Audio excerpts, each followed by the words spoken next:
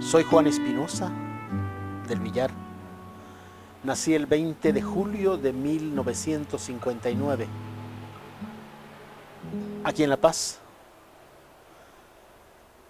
Los 70 es un tema muy hermoso, muy emocionante, porque marcan muchas cosas en mi vida. Posterior al golpe, no, antes del golpe de Banzer a Juan José Torres, por circunstancias familiares nos trasladamos con mis padres a Cochabamba. Mi padre es contratado para ser gestor cultural, periodista del Centro Portales, Simonio Patiño. Entonces llegamos a un lugar paradisíaco que estaba enfrentando una reestructuración hacia lo cultural en uno de sus ámbitos más importantes, tanto como el pedagógico. Entonces mi padre empieza a asumir esa tarea. Yo era muy chiquito, era un traslado al colegio, ¿sí? De colegio, tenía 11 años. En estas circunstancias se da el golpe de Banzer contra Torres. Entonces el país empieza a transformarse profundamente porque viví la dictadura desde muy chico. Y en Portales, que era un espacio de repercusión porque tenía la biblioteca, porque a los añitos se fundó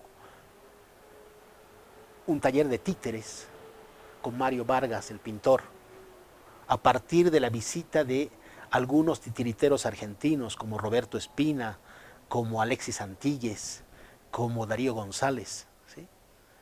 Y es entonces que se funda este taller de títeres, que era un espacio de encuentro para las actividades infantojuveniles, digamos, ¿sí? A mí me interesan mucho en ese momento los títeres y a mis 11, 12 años me meto al taller, viví ahí, entonces, y vivía prácticamente ahí adentro en el taller. Entonces aprendí a hacer títeres, aprendí a modelar, aprendí a trabajar las máscaras, a pintar títeres, a coser los trajes con esta gente y empezar a construir historias. Y pronto me convierto de alguna manera voluntaria en un asistente voluntario de los talleres de títeres para niños. Entonces empecé a dirigir trabajos con niños, niñas de títeres. Historias simples, pero que tenían que ver un poco con la vida que vivíamos en Cochabamba. Paralelamente, mi padre empieza a organizar desde Portales, con otra gente por supuesto, el Festival Luzmila Patiño, de música autóctona, de música tradicional de nuestro país.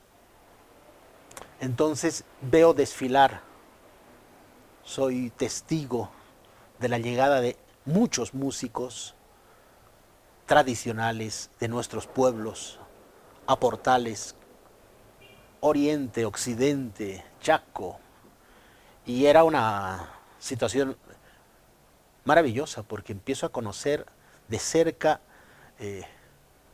tradiciones, música, historias, gente, ¿sí?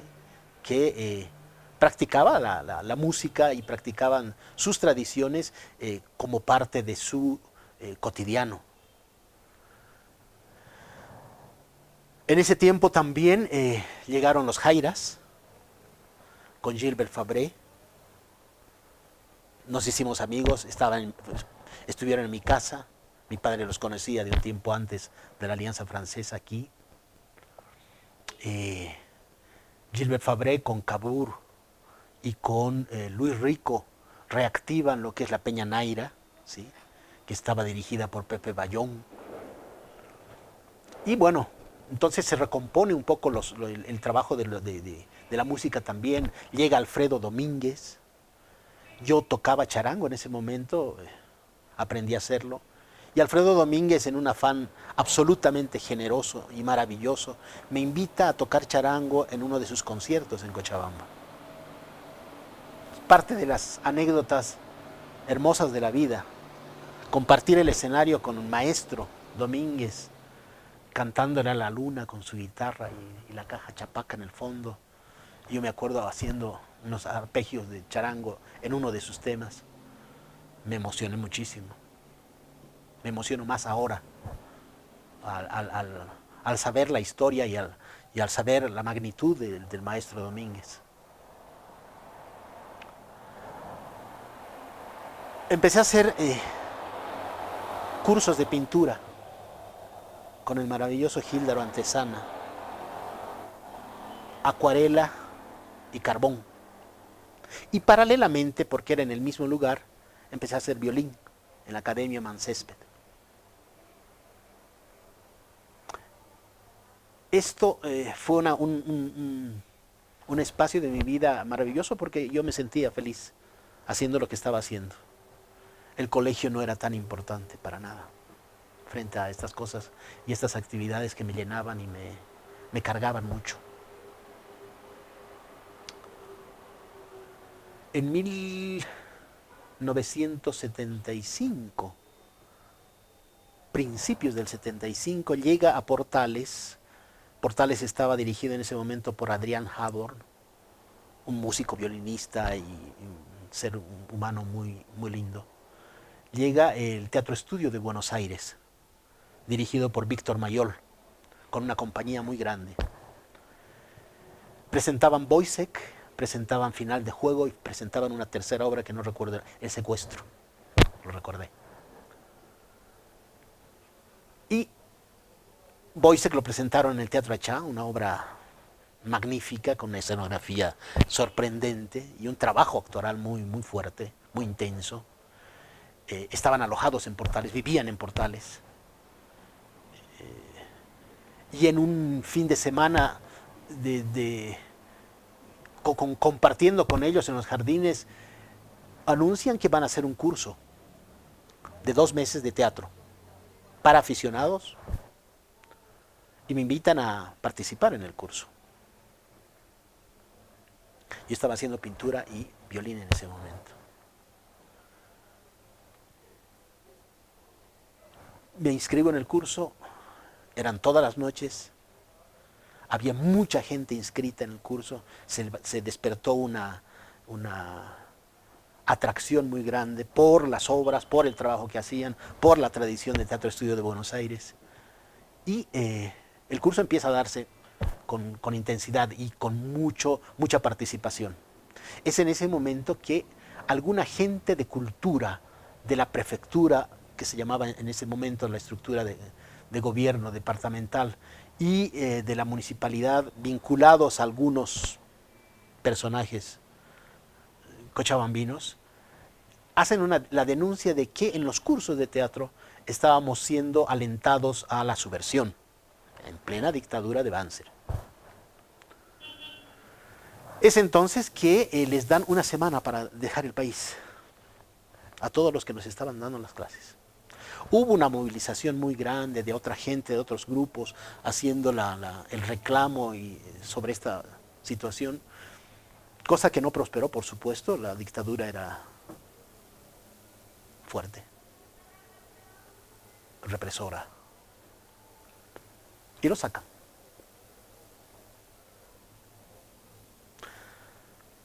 Un poco en rebeldía, un poco en entusiasmo, un poco en ánimo de a nosotros no nos hacen eso. Un grupo de los alumnos decidimos continuar las clases entre nosotros. Pedimos a los de Teatro Estudio de Buenos Aires que nos dejen algo escrito, que nos dejen algunos ejercicios, que íbamos a seguir practicándolos. Quedamos como unos 8 de ese grupo entusiasta, quedando y trabajando todas las noches. Era un empeño y una testarudez así maravillosa. Y seguimos haciendo ejercicios y trabajando el cuerpo y trabajando ejercicios escénicos. Y de pronto pasaron 6 meses en esta actividad. Para nosotros, aficionados, era una cosa muy especial el llegar todas las noches a un espacio por 2 horas y trabajar con pares, ¿sí? En torno a ejercicios teatrales y empezar a explorar y cada vez más explorar nuestra voz, nuestro cuerpo. Y a los 6 meses decidimos buscar director o directora, porque queríamos montar una obra. Ninguno de nosotros se animaba a hacerlo ni era director y pensábamos que debíamos transitar hacia eso.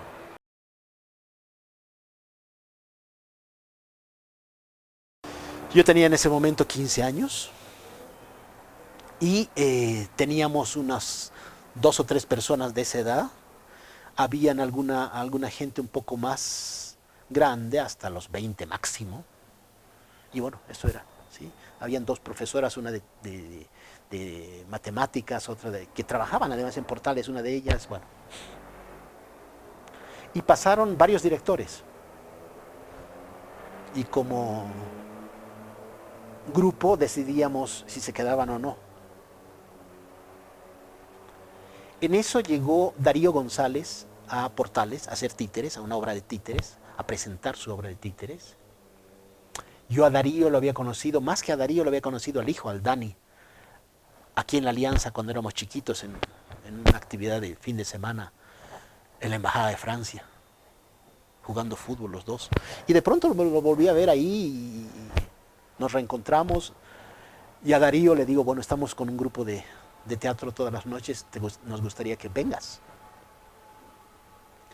Darío estaba en el mismo lugar, llega y encuentra un grupo de gente entusiasta, con ganas, ávida de aprender.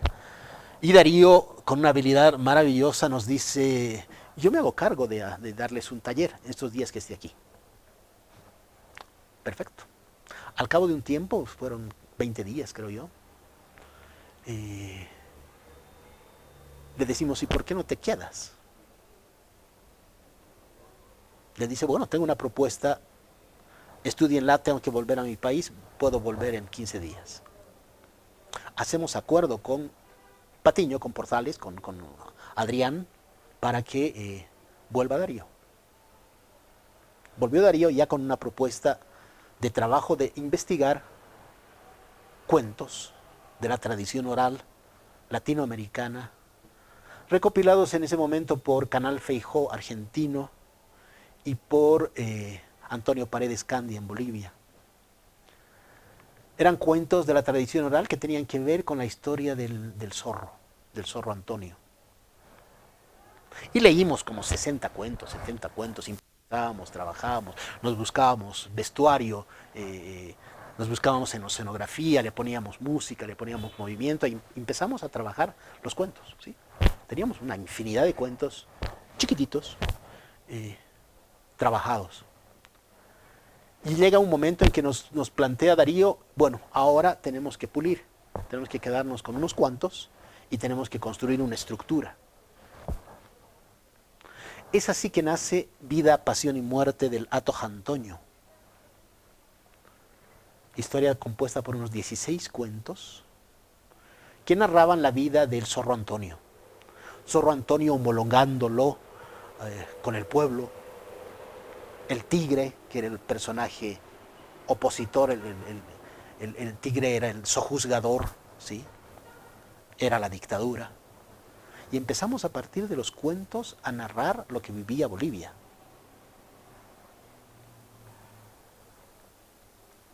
Darío vino con unas mallas como de danza, ¿sí? Enterizos, de 2 colores. Mallas de colores distintos. La del zorro Antonio era roja y negra. Y teníamos muchos colores. Y empezamos a hacer máscaras en el taller de teatro y títeres que había en Portales. Entonces hicimos las máscaras de arcilla y con cartapesta, con papel, unas máscaras de cartón de los animales. Sumamos música y se compuso la obra. La estrenamos en lo que es ahora la biblioteca o el salón de la biblioteca en Portales, en el centro Patiño. Ese salón eran las caballerizas y Adrián nos los da para que ensayemos y para que lo montemos como una sala de teatro. Le ponemos cicloramas, le ponemos las patas, armamos las luces, construimos los reflectores. Ahí mismo fue un taller hermoso de construcción de reflectores con latas de leche y con tubitos de filamento concentrado. Y nos hicimos una cajita de control para las luces. Y bueno, estrenamos la obra un 13 de julio. No, estrenamos la obra un 13 de diciembre del 75. Vida, Pasión y Muerte del Ato Antonio, y estaba lleno el lugar y gustó mucho la obra. El Zorro Antonio era mi personaje con textos y todo el Parlamento era construido por nosotros mismos en las improvisaciones y lo fuimos fijando a partir de los ensayos de repetición. Y escribimos la obra 20 años después. Nunca la tuvimos escrita. Y empezamos a presentar la obra y gustó mucho y entonces decidimos como teatro, como grupo, mover la obra. Había que salir del lugar y llevar la obra. Y empezamos a movernos en, primero, las poblaciones cercanas. Clisa, que tenía un teatro a la italiana, hecha por los curas, con un escenario en declive, con luces, con un sistema de luces hecho por ellos mismos, que eran con cables que entraban en el agua para bajar la intensidad de la luz y subir la intensidad de la luz, como resistencias, ¿sí?, que bajaban y subían la intensidad. Era un teatrito hermoso. Punata, tarata, sacaba. Y de pronto dijimos, seguimos moviéndonos. Y empezamos a entrar al Valle Alto, Mixquiac, Quile, y empezamos a movernos por las poblaciones más chiquititas. Recuerdo en Mixque, por ejemplo, que no había luz. Y llegábamos al pueblo y lo primero que hacíamos era buscar al maestro, al alcalde o al cura, ¿sí?, que sabíamos que tenían el espacio posible. No había luz, entonces nos dijeron, no se preocupen, siempre la hacemos aquí con lámparas estas de camisita que se bombeaban. Y bueno, necesitaremos unas 6 lámparas, 8 lámparas. Colgamos unas lámparas, pusimos en el piso, y en la medida en que la obra se desarrollaba, que era muy ágil, muy acrobática, con mucha dinámica corporal, se caían las lamparitas y se iban apagando las luces.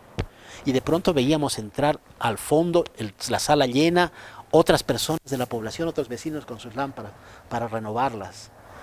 Entonces era una cosa poética, era una cosa de sueño, era una cosa hermosa, ¿sí? Era un intercambio y una relación con los públicos distintos que era el teatro, es el teatro. Para mí ese es el teatro.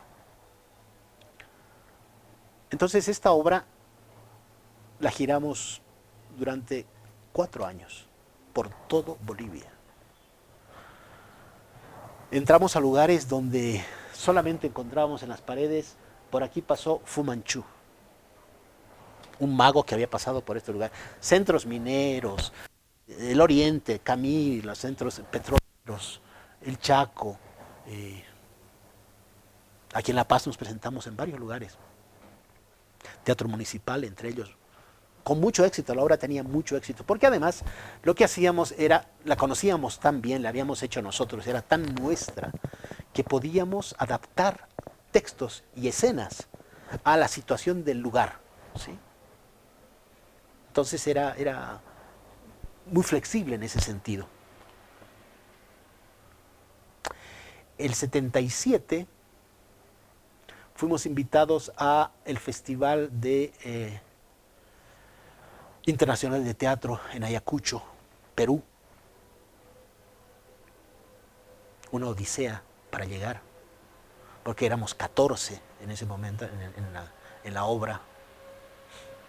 Y había que mover a toda esta gente, había que pagar el pasaje. Empeñamos todo, nos prestamos dinero para llegar a este lugar y teníamos 3 pasajes aéreos y el resto tenía que ir por tierra. Era momento de que en Perú Sendero Luminoso empezaba con acciones fuertes. Los 3 que llegamos a Lima, conocimos al resto de los grupos que llegaban al lugar y nos encontramos con celebridades del teatro. Odín Teatro de Dinamarca con Eugenio Barba, el discípulo de Grotowski, estaba ahí. Issō Miura del Japón, 4 Tablas del Perú, Yuyascani del Perú. Había un grupo venezolano que no me acuerdo, 2 grupos de Colombia. Había otro de Argentina también. Bueno. En Perú hicimos presentaciones en el entorno del festival, intercambios, talleres. Muy fuerte, muy intenso. Pero algo que fue especial fue llegar a la cárcel de Ayacucho. Ya habíamos actuado en el Panóptico aquí en La Paz. Llegamos a Ayacucho y dijimos queremos actuar en la cárcel de Ayacucho. Y en ese momento, si bien recuerdo, estaba Abimael Guzmán en una de sus primeras prisiones ahí adentro. Presentamos la obra. Había un momento en que al Zorro lo meten preso. Y en la misma relación que hicimos aquí en el Panóptico, la presentación de la obra, el momento en que hablábamos para anunciar la obra con los presos ahí, era decirles, bueno, son circunstancias de la vida en que ustedes están ahí y nosotros aquí. En cualquier momento nosotros vamos a estar ahí y ustedes aquí. Es la vida. Y es además la vida de nuestros pueblos, que estábamos viviendo situaciones de represión en todo lado. Y nosotros hemos venido a actuar para ustedes, así que vamos a pedir a los señores policías que se retiren porque vamos a hacer otra función para ellos en otro momento y en otro lugar. Y ese era el momento de hacer el lazo de vínculo con los presos, ¿sí? Entonces aplaudían, gritaban, fuera, fuera, fuera, pasó aquí, pasó allá. Por supuesto, yo en ese momento no sabía quién era Abimael Guzmán, no conocía la dimensión que cobró después Sendero Luminoso y Abimael Guzmán. Entonces son parte de estas emociones que vas acumulando en la vida y que las vas viviendo años después y que las tienes en la memoria y en el corazón y en el alma y en la historia, porque son lo que nos forma, son lo que somos. Es como el amor, que sabes del amor en la medida en que te enamoras y te construyes y te relacionas en tus relaciones que te forman y vas aprendiendo. Entonces, la historia de los 70 y los posteriores años, desde el arte y la cultura, tienen esa dimensión para mí. Porque lo que hicimos y aprendimos a hacer es llevar el teatro donde estaba la gente. Por supuesto que habían lugares como el teatro donde llegaba la gente donde estaba el teatro. Pero lo vemos cotidianamente y lo vimos los últimos años, los públicos van mermando de las salas, ¿sí? Y creo que debemos reactivar el trabajo del arte y el teatro en esa dimensión, en llegar donde está la gente, porque hay que construirnos. Entonces, ese pasaje peruano fue muy formador. Posteriormente hicimos muchas otras presentaciones aquí, por ejemplo, todo el Distrito Cuarto minero, organizado con la Federación Universitaria local, con extensión universitaria. La universidad en esos tiempos eran espacios de resistencia muy fuertes contra las dictaduras. Y ellos nos organizan una gira por todo el Distrito Cuarto minero. Uyuni, Quechisla, Telamayo, Ánimas, Chorolque a 5.000 metros. Todos los centros mineros llevando esta misma obra. Y además hacíamos títeres, ¿sí? Para los niños. Entonces teníamos espacios para los niños con los títeres y teníamos la obra para todos, todas. Otro espacio muy fuerte fue organizado por COSUDE, aquí en La Paz, Cooperación Suiza, que tenía proyectos y trabajo en Alto Beni. Alto Beni, varias ocasiones, Santana de Mocetenes, San Juan de Mocetenes. En Santana de Mocetenes nos enteramos de que la revolución nicaragüense había triunfado, era el 79. Y eran los comunarios, los maestros, me acuerdo, de Santana, que gritaban de lejos porque estábamos en una casita sin luz, por supuesto. Y tuvimos que pasar río, ir en canoa, o sea, todo un camino muy lindo. Recuerdo que gritaba alguien en el fondo, Nicaragua es libre, Nicaragua es libre. Y quedó aquí. Entonces, al día siguiente nos presentamos, llegamos a Covendo, donde pasan los mocetenes, un pueblo por los, no sé de qué orden, y es un pueblo con casitas estilo suizas, ¿sí? Donde no vive nadie, porque los mocetenes seguían siendo nómadas. Entonces tenían en estas casitas los animales que habían aprendido a domesticar. Llegamos al pueblo, era un pueblo fantasma, a la escuela, muy tarde, llegamos como a las 9 después de un viaje larguísimo. Nos recibió la maestra o el maestro de la escuela y nos dice, bueno, están las aulas para que puedan dormir. Entonces juntábamos los pupitres para hacer una especie de camitas y mirábamos nuestros cicloramas y todo lo que llevábamos porque dormíamos así. Dormimos ahí y muy tempranito Darío, que se despiertaba temprano, nos dice, apurémonos que la gente ya está en la iglesia. Tenemos que apurarnos para que a la salida les presentemos la obra. La iglesia era casi un campo al aire libre, con un altar al fondo, porque se había caído, creo, el techo, y estaba el portón cerrado. Entonces, detrás de ese portón estaba campo libre y estaba la iglesia donde estaba la población mocetén que asistía los domingos a misa, pero que además era un momento de intercambio, porque el cura les compraba las pieles y las flechas y todo lo que ellos cazaban y vendían. Era un espacio económico. Frente a la iglesia, frente al portón, armamos nuestro ciclorama, nuestro teatrino de títeres, pusimos nuestras mallas y empezamos a hacer trabajo corporal. De pronto salieron y se encontraron con estos locos que están ahí al frente, ¿qué haciendo, no? Entonces sacaron las bancas de la iglesia e hicieron el teatro. Presentamos la obra con una vinculación y una relación y un diálogo con los espectadores, las espectadoras, muy fuerte. Parecía nuestras obras de títeres, porque ellos participaban mucho y nos gritaban, y gritaban al personaje, y le gritaban al tigre, le gritaban a la tigra, le gritaban al sapo, estaban con nosotros, avivaban en los momentos en que se alegraban. Inmediatamente después de la función llega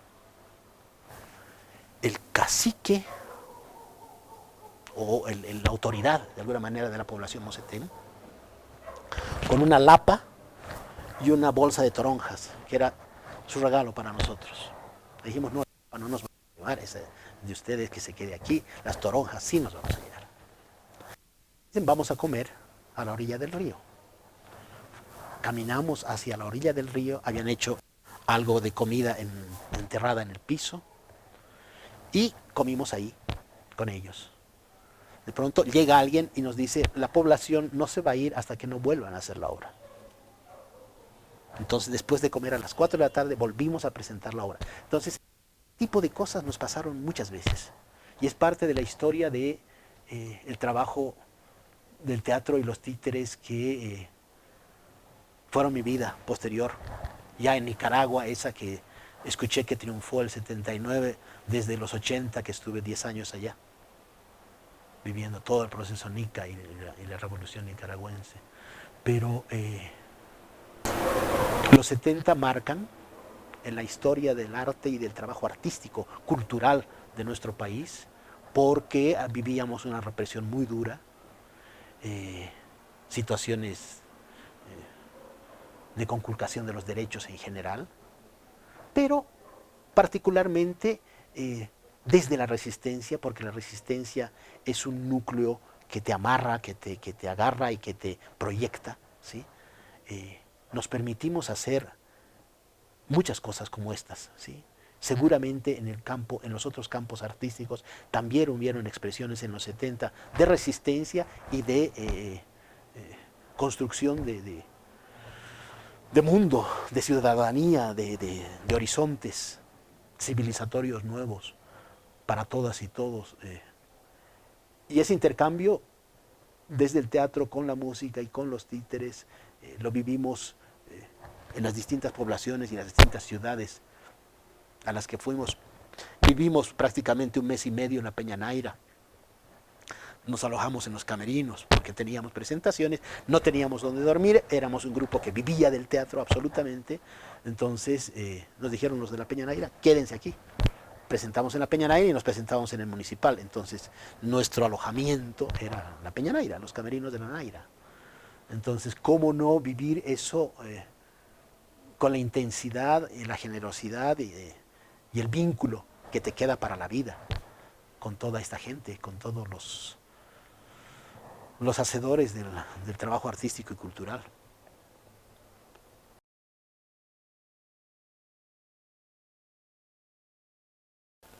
Yo creo que los últimos años de la dictadura de Banzer ya venía en bajada, ¿sí? Por un lado. Por otro lado, sí sentíamos miedo, pero sentíamos también mucha euforia, porque el hecho de poder ser reprimidos nos daba euforia y nos afirmaba en lo que decíamos y poníamos más elementos cuando sentíamos que debíamos hacerlo en la historia. Creo que es el 79 que da un golpe Natush Bush.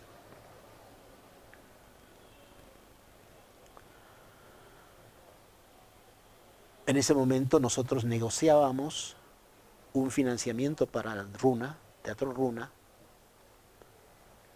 y logramos un financiamiento. Con eso estábamos en Tarija haciendo talleres y obras, cursos en Canas Moro, en San Lorenzo, para la normal de Canas Moro, los maestros de Canas Moro. Nos enamoramos de Tarija. Con este financiamiento compramos una casita en Tarija para fincarnos adentro y vivir ahí. Y era una casita que la población nos decía, no, esa casa no vive nadie porque viven las brujas, hay brujas y no sé qué, no sé qué. Esa casita es el Picacho, actualmente, que después de ventas sucesivas llegó a manos de Jaime Paz. Era una casa más o menos con estas características de texturas, barro, adobe, muy viejita. La limpiamos, tenía un horno de barro, había un patio lleno de matas que limpiamos, llegaba hasta el río y cruzaba el río y en medio del río estaba una piedra, que era el Picacho. En medio de hacer toda esa labor, nos surge una invitación de Santa Cruz para hacer talleres en algunas villas y en algunos lugares. Ya habíamos recibido mensajes por amigos y amigas de que la gente de Natush, la gente de la represión, decía que nosotros habíamos recibido financiamiento del gobierno cubano. Cuando estamos en Santa Cruz, se viene el golpe de García Meza. Y es el momento en que recibimos la represión más directa contra nuestros equipos. contra nuestras cajas, contra lo que estábamos haciendo. Tuvimos que salir rajando de Villa Warnes, donde estábamos. Y fuimos acogidos durante 10 días por Lorgio Vaca en su taller maravilloso en Santa Cruz, que nos abrió sus puertas para escondernos. Y es así que empiezan los 80. De ahí fuimos a Vinto. En Vinto nos quedamos en una pollería. Y de ahí 2 de nosotros salimos del país. Porque la situación era invivible. Y bueno, ahí continúan los 80 con la historia de cada quien. Pero bueno, ese fue de alguna manera el episodio de represión más directo que recibimos. Fuera de las amenazas que siempre llegaban por ahí, que siempre estaban circundando, pero que no la vivimos en carne propia durante el tiempo que hacíamos teatro y el Teatro Runa. El Teatro Runa después continuó, volvieron a Tarija, pasaron muchas circunstancias, muchas situaciones personales. Darío se tuvo que ir después de Bolivia. Y bueno, ahí quedó la historia un poco del Runa, del Teatro Runa, que anualmente cada vez que viene Darío nos reunimos, nos juntamos a cantar y a seguirnos contando las historias que vivimos y las experiencias que tuvimos estas decenas de años después.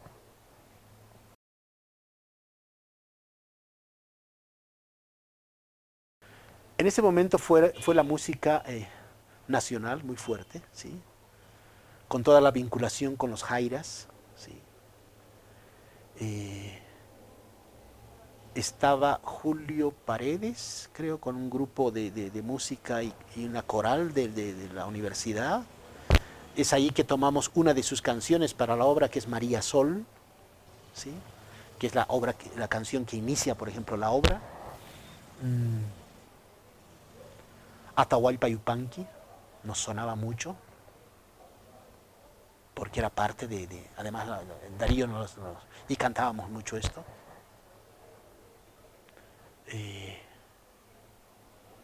Los jairas eran fuertes y a partir de ellos la Violeta Parra y la música latinoamericana testimonial era nuestra música. Realmente con ella vivimos. Y a nivel de literatura, era un tiempo de leer a Galeano, era un tiempo de leer materialismo histórico, era un tiempo de formarnos con la poesía popular latinoamericana. Eso además con el ámbito de Portales, con una biblioteca, ahí teníamos un mundo, y había un mundo de relaciones, porque pasaron por ahí mucha gente. Los masis llegaron a vivir ahí, los jairas estuvieron metidos y alojados ahí, los festivales Luz Mira Patiño, que eran impresionantes, con mucha música, pero habían espacios de literatura e intercambio latinoamericano, con todo el boom latinoamericano de los escritores que empieza en ese momento, con Cortázar, con Galeano, con Carpentier, o sea, toda esta literatura y ese momento era un momento de mucho intercambio. Entonces realmente era un momento formativo. Los 70 fueron un momento formativo para una generación que nos marca en la vida, ¿no?